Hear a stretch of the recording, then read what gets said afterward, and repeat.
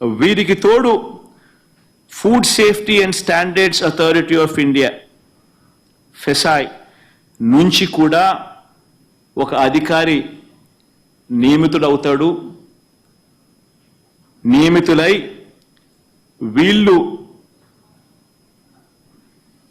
వీళ్ళు లడ్డూకు సంబంధించిన విషయం మీద వీళ్ళు నివేదిక ఇస్తారు అని చెప్పడం జరిగింది.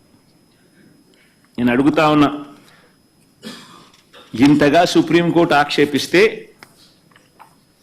ఇదే పెద్ద మనిషి చంద్రబాబు నాయుడు గారు అనే వ్యక్తికి ఏమాత్రమైనా కూడా దేవుడి మీద భక్తి భయము ఏమాత్రం ఉన్నా కూడా,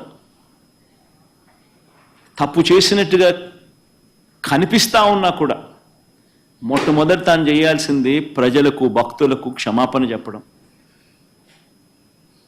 తిరుమలలో స్వామివారిని వేడుకోవడం, తప్పు చేశాను స్వామి క్షమించండి అని చెప్పి.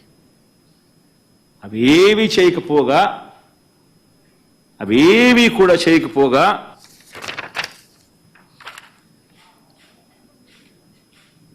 తన టీడీపీ ట్విట్టర్ హ్యాండిల్ నుంచి వాళ్ళు రిలీజ్ చేస్తా ఉన్న అబద్ధాలతో మరో ట్విట్టర్ హ్యాండిల్ నుంచి వాళ్ళు చేసిన మరో ట్వీట్, చంద్రబాబు నాయుడు కోర్టు తిడితే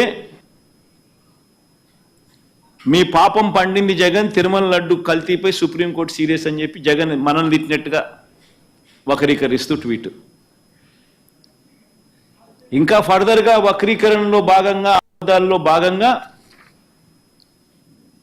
తిరుమల లడ్డులో జంతువుల కొవ్వు కలిపిన కల్తీ వ్యవహారంపై సుప్రీం సీరియస్ కావడంతో జగన్ రెడ్డి, ధర్మారెడ్డి మా బావంట, ఇది ఇంకో కొత్త అబద్ధం, మా మామ కరుణాకర్ రెడ్డి అంట, ఇది ఇంకొక పెద్ద అబద్ధం, అడ్డంగా బుక్ అయ్యారంట. అసలు ఎవరు బుక్ అయ్యారు? ఎవరిని సుప్రీంకోర్టు తిట్టింది? ఎవరి మీద సాక్ష్య ఆధారాలు కనిపిస్తా ఉన్నాయి? నువ్వు చెప్పిన మాట ఏమిటి? నువ్వు అన్న మాటలు ఏమిటి? స్వయంగా మీరు అపాయింట్ చేసుకున్న మీ ఐఏఎస్ ఆఫీసర్ టీటీడీ ఈఓగా ఉంటూ తాను అన్న మాటలు ఏమిటి? ఎవరు తప్పు చేసినారు? ఎవరు దేవుడి సమక్షంలో దోషులుగా ఎవరు నిలబడాలి? ఎవరికి దేవుని మీద భక్తి ఉంది, భయం ఉంది? అన్న కర్మ ఏమిటంటే ఈ మనిషికి దేవుడు అంటే భయము లేదు, భక్తి లేదు. దేవుణ్ణి సైతం రాజకీయాలలో వాడుకునే అన్యాయమైన బుద్ధి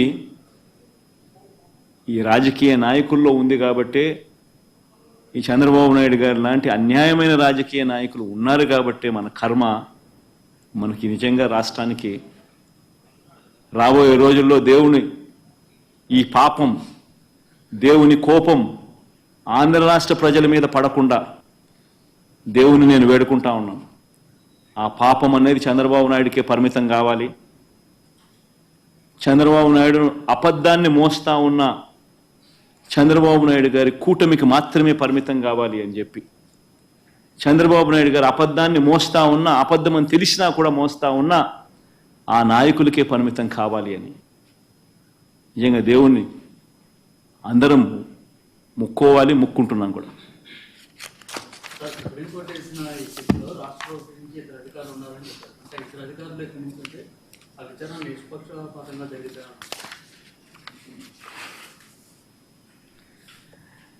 అల్టిమేట్గా ఒకటి గుర్తుపెట్టుకోవాల్సింది ఏమిటంటే,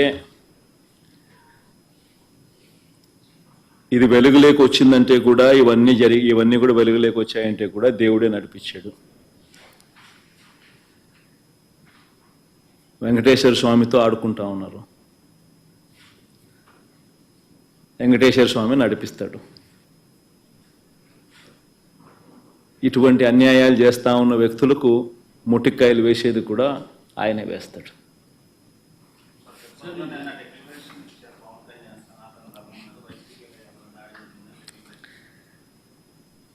సనాతన ధర్మం అంటే ఈ మనిషికి తెలుసా? ఫస్ట్